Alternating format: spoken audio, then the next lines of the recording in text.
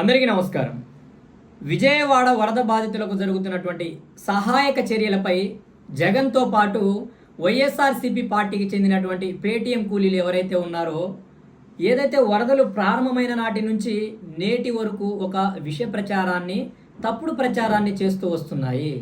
ప్రజలకు సహాయక చర్యలు అందడం లేదని, ప్రభుత్వం పూర్తిగా విఫలమైందని, ప్రభుత్వ వైఫల్యం వల్లే వరదలు వచ్చాయని, ఈ వరదలకు ప్రభుత్వమే కారణమని సాకుగా చూపిస్తూ ప్రజల్లో వెళ్ళడానికి ఎటువంటి కారణం దొరక్క విపత్తు పరిస్థితులను కూడా, ప్రజలు ఇబ్బందులు ఎదుర్కొంటున్నటువంటి పరిస్థితులను కూడా రాజకీయం చేస్తూ తమకు అనుకూలంగా మార్చుకోవాలన్నటువంటి వ్యవహార శైలి, రాక్షస కీడ ఏదైతే ఉందో, నిజంగా ఈరోజు వైఎస్ఆర్సీపీ పార్టీ నాయకులతో పాటు ఆ పార్టీ అధ్యక్షుడు పులివెందల ఎమ్మెల్యే జగన్మోహన్ రెడ్డి కూడా సిగ్గుపడవలసినటువంటి అవసరం ఉంది.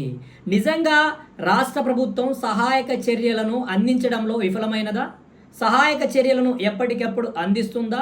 ప్రజలకు మెరుగైన పరిస్థితులను ఏర్పాటు చేయడం కోసం, ప్రజలకు అందుబాటులో ఉండడం కోసం ప్రభుత్వం కృషి చేయలేదా అనే అంశాల గురించి మనం లోతుగా మాట్లాడుకునేటువంటి ప్రయత్నం చేస్తే, ఏదైతే ఇటీవల విజయవాడలో కురిసినటువంటి భారీ వర్షాలకు బుడమేరు వాగు పొంగి పొర్లి 3 చోట్ల గట్లు తెగడంతో ఆ నీళ్లు విజయవాడ నగరం వైపు ప్రవహించి అనేక ప్రాంతాలు, ఏదైతే సింగ్ నగర్ కావచ్చు, ఇలా అనేక ప్రాంతాలు జలమయమై వరదలు పోటెత్తడంతో ఇళ్లలో కూడా నీళ్లు చేరినటువంటి పరిస్థితులు.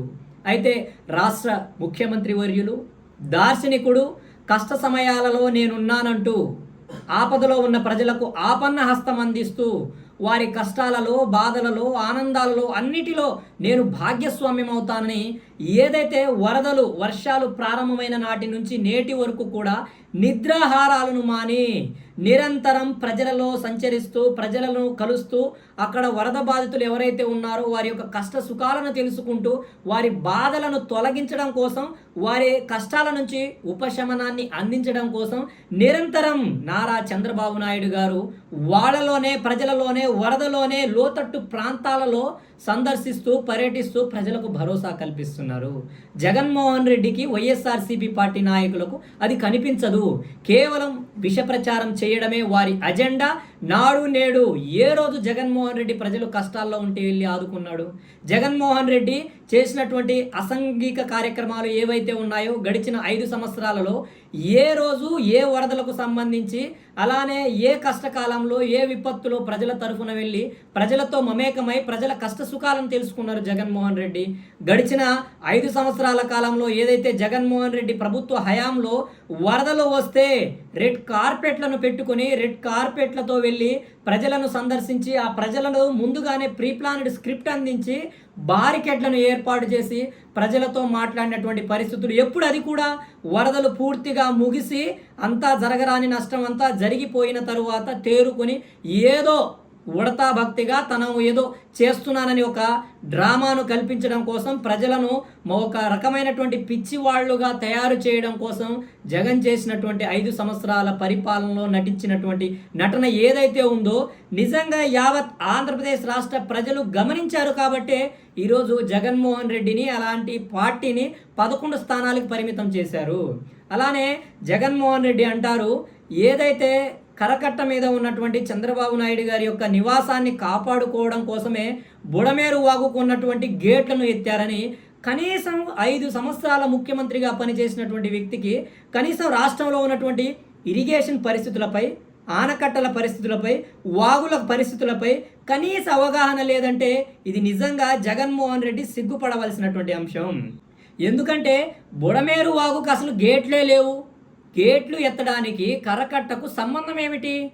ఏదైతే గడిచిన 5 సంవత్సరాలలో మీరు మీ యొక్క ఇరిగేషన్ మంత్రి ఎవరైతే ఉన్నారో, అనిల్ కుమార్ కావచ్చు, లేకపోతే అంబటి రాంబాబు గారు కావచ్చు, కనీసం ఆ యొక్క కాలువలను కావచ్చు, ఇరిగేషన్కి సంబంధించినటువంటి ప్రాజెక్టులను సందర్శించకుండా, ఆ ప్రాజెక్టుల స్థితిగతులను తెలుసుకోకుండా, ఆ ప్రాజెక్టులు ఏ పరిస్థితిలో ఉన్నాయని అవగాహన లేకుండా, వాటిని నిర్వహణ లోపాల వల్లే మీరు ఆ రోజు సక్రమంగా నిర్వహించలేకపోయారు. కాబట్టి ఈరోజు సడన్గా వచ్చినటువంటి వరదలకు బుడమేరు వాగు పొంగి పొర్లి 3 చోట్ల కట్టలు తెంచుకొని విజయవాడ నగరం విలయ తాండవం, ఏదైతే వరద విలయ తాండవం చేయడానికి ప్రధాన కారణం నువ్వే జగన్మోహన్ రెడ్డి.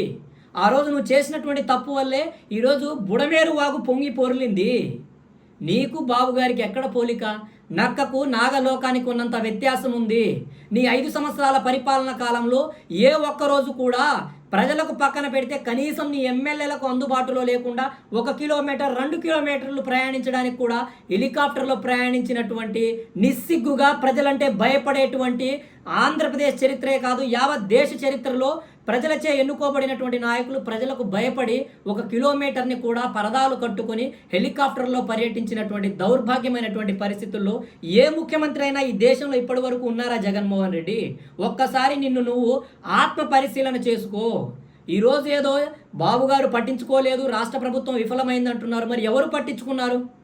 ఈరోజు బుడమేరు వాగు పడినటువంటి 3 గంటలు ఏవైతే ఉన్నాయో యుద్ధ ప్రాతిపదికన ఏదైతే ఇరిగేషన్ శాఖ మంత్రి నిమ్మల రామానాయుడు గారితో పాటు ఏదైతే రాష్ట్రానికి సంబంధించినటువంటి మంత్రివర్యులు నారా లోకేష్ గారి పర్యవేక్షణలో రాష్ట్ర ముఖ్యమంత్రి సలహా సూచనల మేరకు నిరంతరం నిద్రాహారాలను మాని ఈరోజు బుడమేరు వాగుకు పడినటువంటి 3 గంటలను సక్సెస్ఫుల్గా పూర్తి చేసి ఆ గంటలను పూడ్చేటువంటి కార్యక్రమాన్ని నిమ్మల రామానాయుడు గారు నిరంతరం నిద్రాహారాలు మాని అదే కట్ట మీద పడుకొని అక్కడే ఉండి అక్కడే భోజనం చేస్తూ అక్కడే ఇబ్బందులు ఎదుర్కొంటూ ఈరోజు పూడ్చి ఆ యొక్క వరదను తగ్గించినటువంటి పరిస్థితి.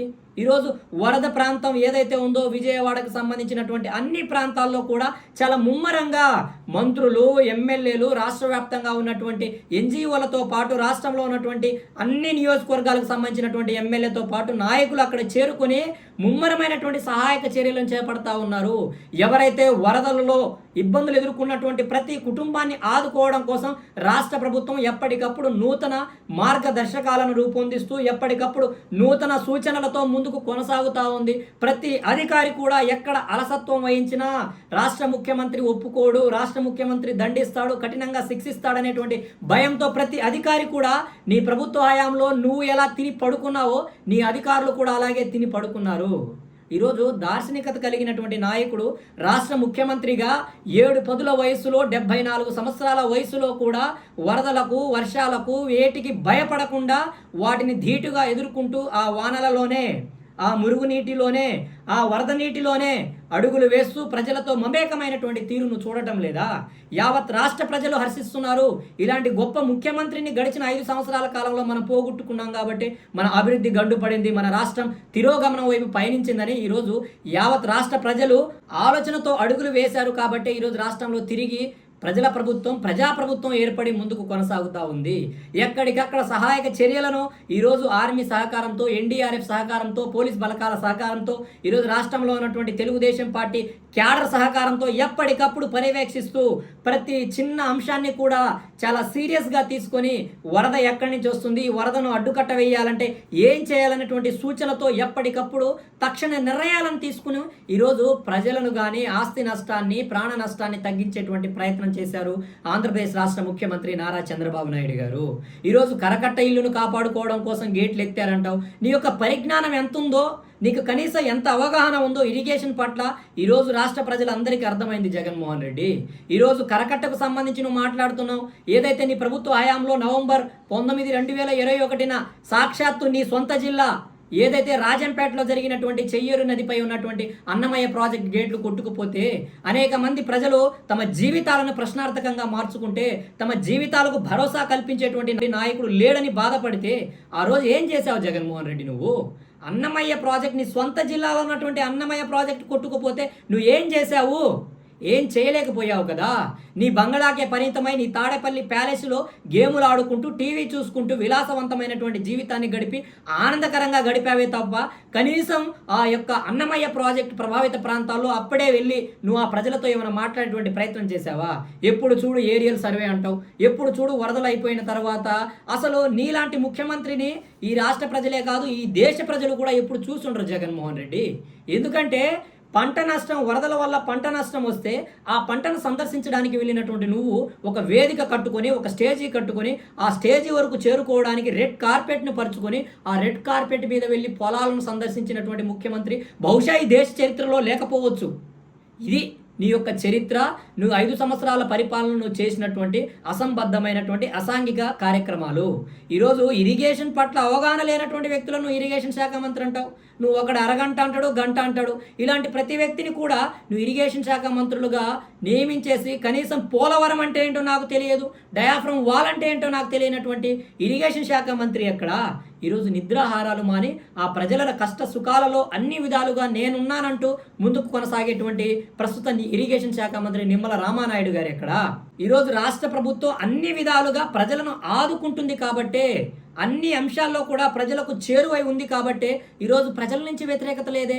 కేవలం వైఎస్ఆర్సీపీ పేటీఎం కూలీలతో కలిసినటువంటి జగన్మోహన్ రెడ్డి, పులివెందుల ఎమ్మెల్యే అయినటువంటి జగన్మోహన్ రెడ్డి నిరంతరం తప్పుడు ప్రచారాలు, తప్పుడు వాగ్దానాలు, తప్పుడు హామీలతోనే ముందుకు కొనసాగుతారు తప్ప ఇప్పటికైనా ప్రజలు ఇచ్చినటువంటి తీర్పుతో బుద్ధి తెచ్చుకోకపోవడం నిజంగా ఆయన ప్రశ్నించుకోవాల్సినటువంటి అంశం ఉంది.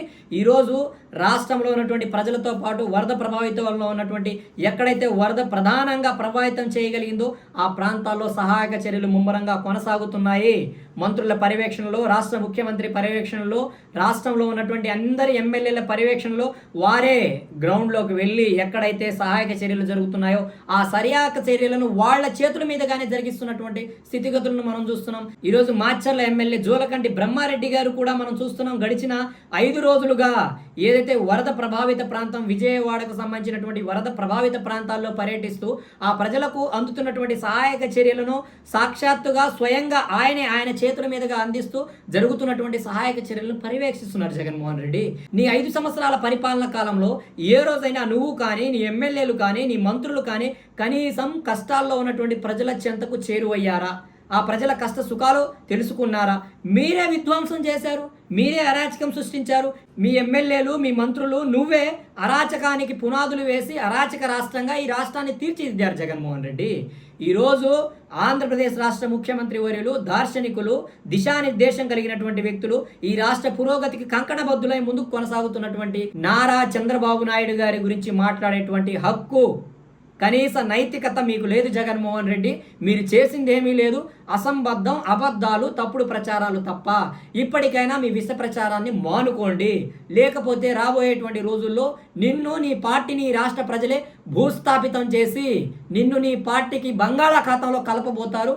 ఇట్లాంటి రాజకీయాలు చేస్తే అవసరమైతే చేతనైతే నీకు చేతనైనటువంటి సహకారాన్ని డబ్బు రూపేణా, వరదల సహకార రూపేణ ప్రజలలో ముందుకు వెళ్ళి ప్రజలకు సహాయ సహకారాలు అందించు. అంతేకాని నటిస్తూ డ్రామాలు చేస్తూ నీ 5 సంవత్సరాల కాలంలో, పదవీ కాలంలో ఏ రోజు నువ్వు వరదల్లో నీళ్ళలో ముందుకు అడుగులు వేశావు? ఈరోజు చంద్రబాబు నాయుడు గారు చేస్తున్నటువంటి కార్యక్రమాలను చూసి, ఆయనకు ప్రజల్లో వస్తున్నటువంటి ఔదార్యాన్ని, ప్రజల్లో వస్తున్నటువంటి గుర్తింపును చూసి ఓర్చుకోలేక ఈరోజు విష ప్రచారాన్ని, తప్పుడు ప్రచారాన్ని చేస్తున్నావే తప్ప నువ్వు చేస్తున్నటువంటి ప్రచారంలో నిజం లేదనేది ఈరోజు రాష్ట్ర ప్రజలందరికీ తెలుసు. జగన్మోహన్ రెడ్డి, ఇలాంటి ఆలోచన సరళిని మార్చుకో, లేకపోతే రాబోయే రోజుల్లో తగిన మూల్యం చెల్లించుకుంటామని ఈ సందర్భంగా నేను తెలియజేస్తూ ముగిస్తున్నాను. జై భీమ్, జై భారత్, జై తెలుగుదేశం, జై చంద్రబాబు.